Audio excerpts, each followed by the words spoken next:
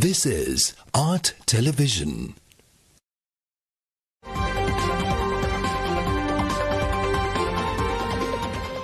Coming up, State of Business, sponsored by IWS Aviation.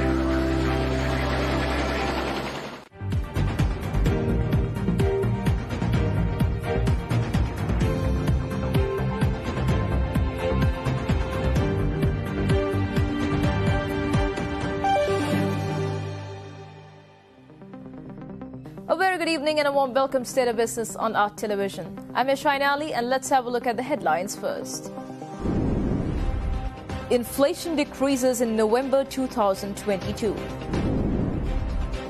Nations see dip in export performance for October 2022.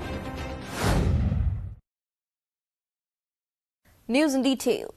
Headline inflation as measured by the year-on-year change in the Colombo Consumer Price Index decreased to 61% in November 2022 from 66% in October 2022.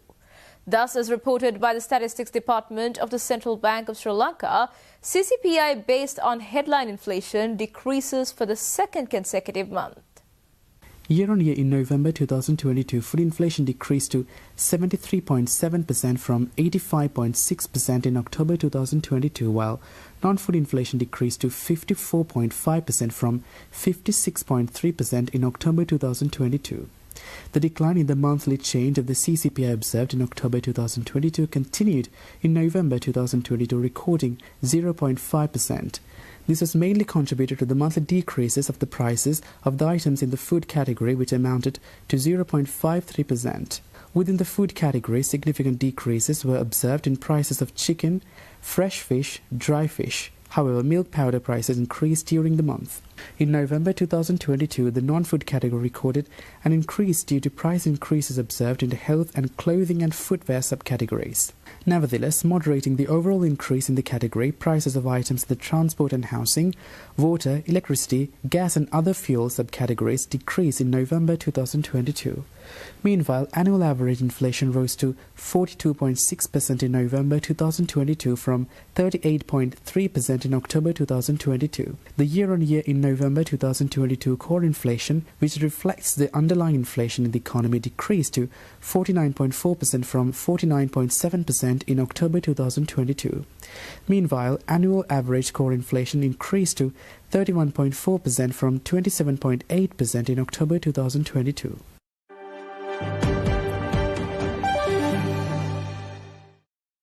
The Export Development Board reports that year-on-year export performance for October 2022 decreased 8.18% to $1,094.8 million. Based on Sri Lankan customs data, this is mainly attributed to the decrease in export earnings from apparel and textiles, tea, rubber-based products, coconut-based products, spices and essential oils, and fisheries sector. Major product sectors except gems and jewelry and electrical and electronic components recorded declines in October 2022. Strong export growth was recorded in the top 15 export markets in the period of January to October 2022. Year-on-year, during the period of January to October 2022, the single largest export destination, the United States of America, recorded $2,822.89 million in exports, a significant increase of 14.44%. Exports to the United Kingdom, our second largest trading partner, recorded an increase of 7.96% to $829.15 million. In October 2022, exports of free trade agreement partners, which represented 8.4% of Sri Lanka's total merchandise exports, grew 8.36% year-on-year to $91.63 million. From January to October 2022, exports to FTA partners accounted for 7% of total merchandise exports, with an increase of 10.02% and amounting to $792.16 million. The estimated value of services exports for the period from January to October 2022 was $1,619.66 million, increasing 2.64% over the corresponding period of 2021. Services exports estimated by the Export Development Board consists of ICT or BPM, construction, financial services and transport and logistics.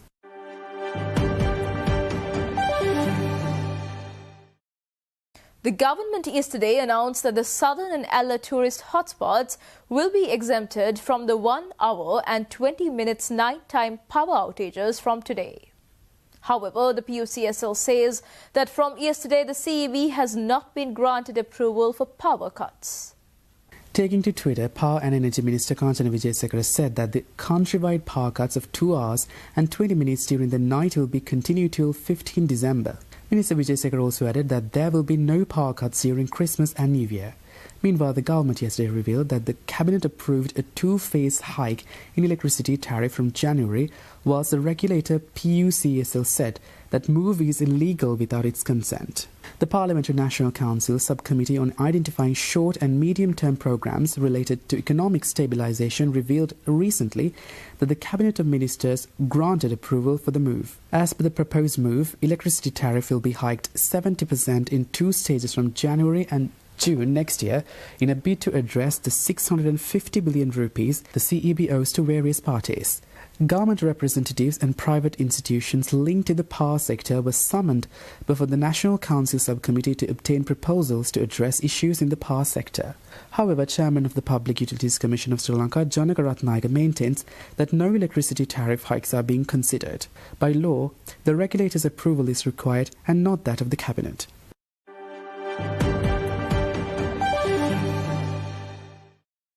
Stay tuned for more news right after this commercial break.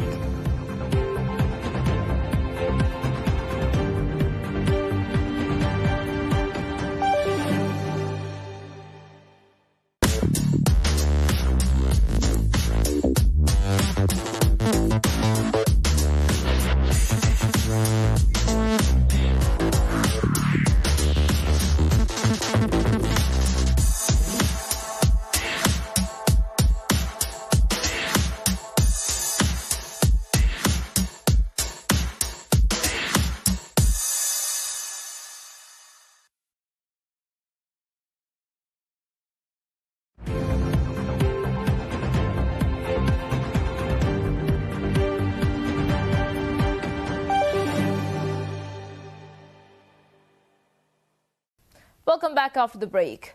It has been reported that Sri Lanka is stepping up its efforts to overcome rising concerns on the cost of landing as well as settling the due payments for airlines amidst the foreign exchange crisis.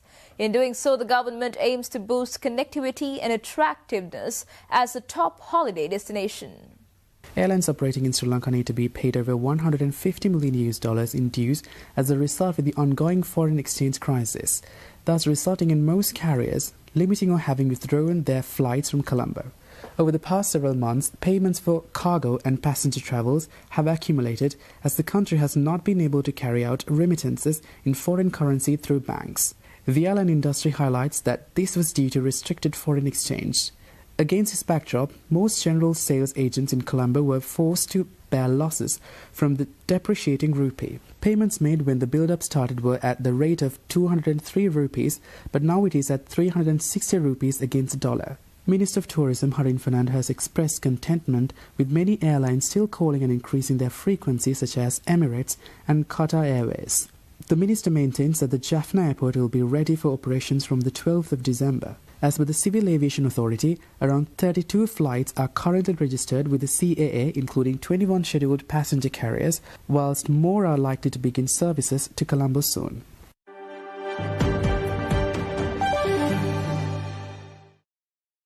The Immigration and Immigration Department yesterday announced that the government did not increase the due charges for dual citizenship applications.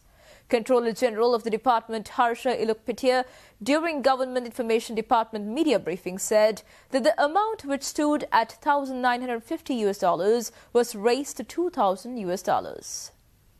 ඇත්තටම අපි ගාස්තු වැඩි කරේ නැහැ. ඇත්තටම ගාස්තුව ඔබ දන්නවා රුපියලේ අගය අප්‍රමාණ වීම නිසා අපිට ඇත්තටම ගිය අවුරුද්ද මුල වගේ වෙනකොට ලංකාවේ අපි ඩොලර් වලින් මේ සම්බන්ධ වන ගාස්තුව ගෙව්වේ රුපියල ඩොලර් එකකට රුපියල් 180ක් වගේ තියෙන අවස්ථාවේදී අපේ දිත්තපුරැසියේ ප්‍රධාන ගාස්තුව උනේ ප්‍රධාන අයදුම් කර්තු 3,50,000ක මුදලක්. එතකොට ඒ සඳහා කෙනෙකුට ඇත්තටම ගෙවන්න වෙච්ච ඩොලර් ප්‍රමාණය 1950කට ආසන්න ප්‍රමාණයක්. එතකොට අපි මේ වෙලාවේදී කරලා තියෙන්නේ දිත්තපුර වැසි බව ප්‍රධාන අයදුම්කරුවෙකුට ඩොලර් 2000ක අගයක් මේ ගාන රවුම් කරලා තියෙනවා. ඒක ඇරෙන්න ඇත්තටම ගාස්තු විශාල වශයෙන් වැඩි වෙලා නැහැ. නමුත් රුපියල ප්‍රමාණය වීමෙන් දෙපාර්තමේන්තුවට අහිමි වෙච්ච මුදල් ටික අපි මේ වෙලාවේදී මේක ඩොලර් වලින් ප්‍රකාශ කිරීමෙන් ඒ ප්‍රමාණය ආවරණය කර ගැනීමක් ප්‍රමාණයයි මේ වෙලාවේ සිදු වෙලා තියෙන. මම හිතනවා ඒක අවධාරණය කළ යුතුයි. බොහෝ දෙනා විමසනවා දැන් 3,50,000 තියච්ච මුදල නිකන් මුදලින් ඩොලර් රුපියල් වලින් ගණන් හදලා බලපුවාම ඒක දෙගුණයක් වගේ පේනුනට ඇත්තටම ගාස්තු වැඩිවීමක් නෙවෙයි සිද්ධ වෙලා තියෙන්නේ. අපි ගාස්තුව ඩොලර් වලින් ප්‍රකාශයටපත් කිරීමක්.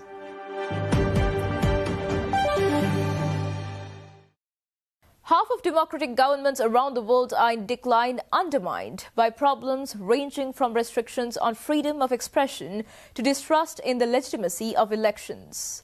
This has been revealed according to a new report by the International Institute for Democracy and Electoral Assistance. This decline comes as elected leaders face unprecedented challenges from Russia's war in Ukraine, cost of living crisis, a looming global recession and climate change. The number of backsliding countries, those with the most severe democratic erosion, is at its peak and includes the established democracy of the United States. Globally, the number of countries moving toward authoritarianism is more than double the number moving toward democracy. Global democracy decline includes undermining of credible election results, restrictions on online freedoms and rights, youth disillusionment with political parties and out-of-touch leaders, intractable corruption, and the rise of extreme right parties. The indices show that authoritarian regimes have deepened their repression, with 2021 being the worst year on record. Democracy is receding in Asia and the Pacific, while authoritarianism solidifies. Only 54% of people in the region live in a democracy, and almost 85% of those live in one that is weak or backsliding.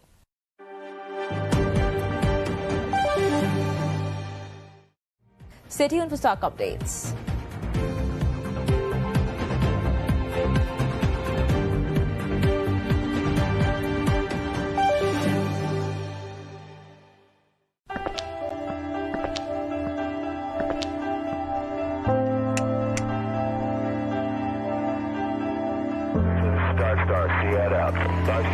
IWS Aviation.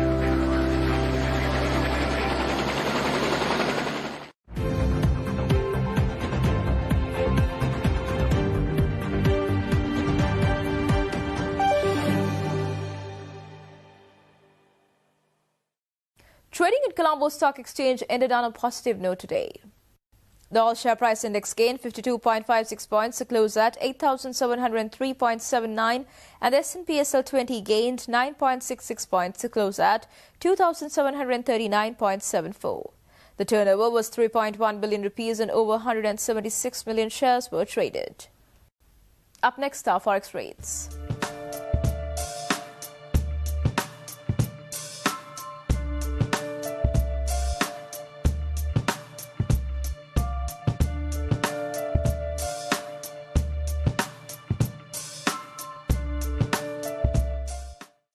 And that's all news for today. For this and more, subscribe to our channel on YouTube and follow us on Facebook. Until then, take care and good night.